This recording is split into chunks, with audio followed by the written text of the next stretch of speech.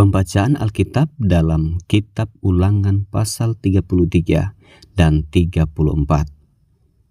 Ulangan 33, berkat Musa kepada suku-suku Israel. Inilah berkat yang diberikan Musa, abdi Allah itu, kepada orang Israel sebelum ia mati. Berkatalah ia, Tuhan datang dari Sinai dan terbit kepada mereka dari Seir. Ia tampak bersinar dari pegunungan Paran dan datang dari tengah-tengah puluhan ribu orang yang kudus. Di sebelah kanannya tampak kepada mereka api yang menyala. Sungguh ia mengasihi umatnya, semua orangnya yang kudus di dalam tangan mula mereka. Pada kaki mula mereka duduk menangkap sesuatu dari firman-Mu. Musa telah memerintahkan hukum Taurat kepada kita, suatu milik bagi jemaah Yakub. Ia menjadi raja di Yesyurun ketika kepala-kepala bangsa datang berkumpul, yakni segala suku Israel bersama-sama. Biarlah Ruben hidup dan jangan mati, tetapi biarlah orang-orangnya sedikit jumlahnya. Dan inilah tentang Yehuda, katanya. Dengarlah ya Tuhan, suara Yehuda, dan bawalah dia kepada bangsanya. Berjuanglah baginya dengan tanganmu, dan jadilah engkau penolongnya melawan musuhnya. Tentang Lewi ia berkata, biarlah Tumim dan Urimmu menjadi kepunyaan orang yang kau kasihi, yang telah kau coba di masa, dengan siapa engkau berbantah dekat mata air Meriba. Yang berkata tentang ayahnya dan tentang ibunya, aku tidak mengindahkan mereka. Ia yang tidak mau kenal saudara-saudaranya dan acuh tak acuh terhadap anak-anaknya. Sebab orang-orang Lewi itu berpegang pada firman-Mu dan menjaga perjanjian-Mu. Mereka mengajarkan peraturan-peraturan-Mu kepada Yakub, hukum-Mu kepada Israel. Mereka menaruh ukupan wangi-wangian di depan-Mu dan korban yang terbakar seluruhnya di atas mezbah-Mu. Berkatilah ya Tuhan kekuatannya dan berkenanlah kepada pekerjaannya.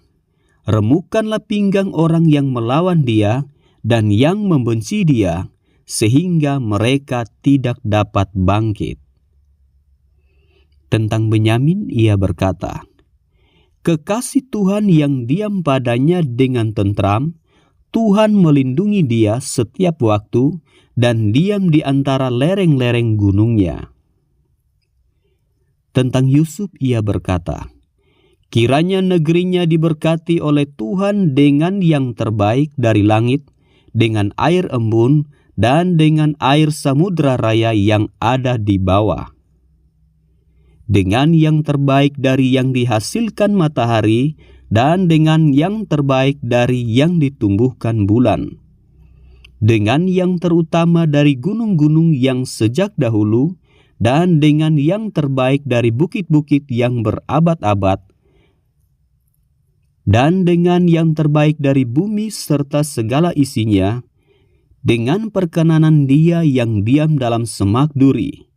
Biarlah itu semuanya turun ke atas kepala Yusuf, ke atas batu kepala orang yang teristimewa di antara saudara-saudaranya.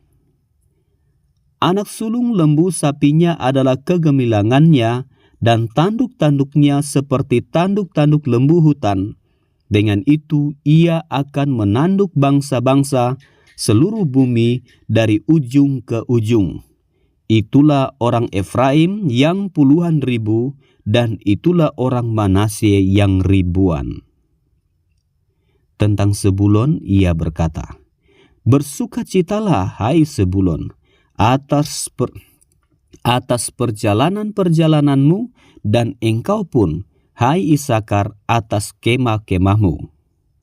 Bangsa-bangsa akan dipanggil mereka datang ke gunung. Di sanalah mereka akan mempersembahkan korban sembelihan yang benar, sebab mereka akan mengisap kelimpahan laut dan harta yang terpendam di dalam pasir. Tentang Gad ia berkata, "Terpujilah dia yang memberi kelapangan kepada Gad. Seperti singa betina, ia diam dan menerkam lengan, bahkan batu kepala. Ia memilih bagian yang terutama, sebab di sanalah tersimpan bagian panglima. Ia datang kepada para kepala bangsa itu, dilakukannya kebenaran Tuhan serta penghukuman-penghukumannya bersama-sama dengan orang Israel." Tentang Dan ia berkata, "Adapun Dan ialah anak singa yang melompat keluar dari Basan." Tentang Naftali ia berkata, "Naftali kenyang dengan perkenanan dan penuh dengan berkat Tuhan. Milikilah Tasik dan wilayah sebelah selatan." Tentang Asyer ia berkata, "Diberkatilah Asyer di antara anak-anak lelaki. Biarlah ia disukai oleh saudara-saudaranya, dan biarlah ia mencelupkan kakinya ke dalam minyak. Biarlah dari besi dan dari tembaga palang pintumu. Selama umurmu kiranya kekuatanmu. Tidak ada yang seperti Allah, hai Yesyurun. Ia berkendaraan melintasi langit sebagai penolongmu, dan dalam kejayaannya melintasi awan-awan. Allah yang abadi adalah tempat perlindunganmu, dan di bawahmu ada lengan-lengan yang kekal. Ia mengusir musuh dari depanmu dan berfirman, "Punahkanlah." Maka Israel diam dengan tentram, dan sumber Yakub diam tidak terganggu di dalam suatu negeri yang ada gandum dan anggur, bahkan langitnya menitikan embun.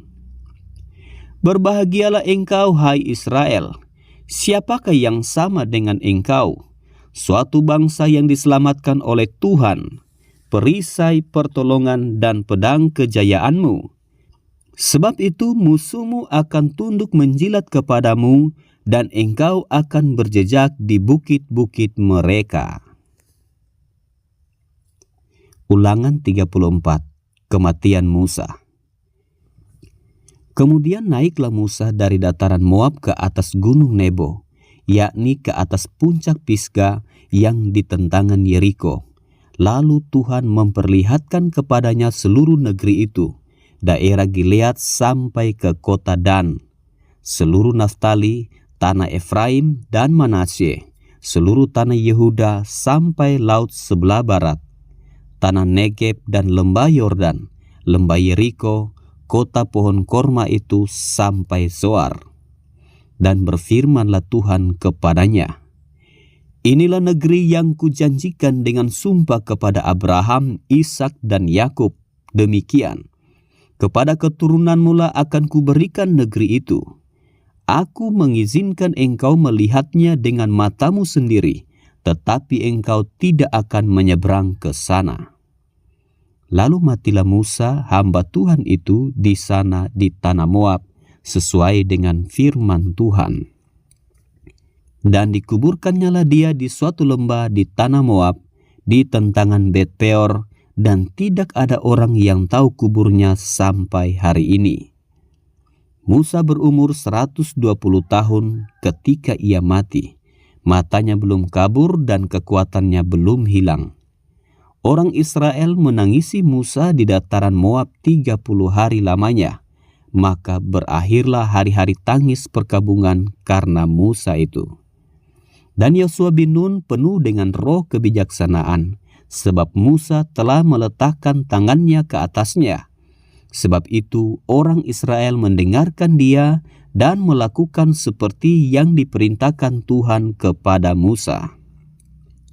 Seperti Musa yang dikenal Tuhan dengan berhadapan muka, tidak ada lagi nabi yang bangkit di antara orang Israel. Dalam hal segala tanda dan mujizat yang dilakukannya atas perintah Tuhan di tanah Mesir terhadap Firaun dan terhadap semua pegawainya dan seluruh negerinya, dan dalam hal segala perbuatan kekuasaan dan segala kedahsyatan yang besar yang dilakukan Musa di depan seluruh orang Israel.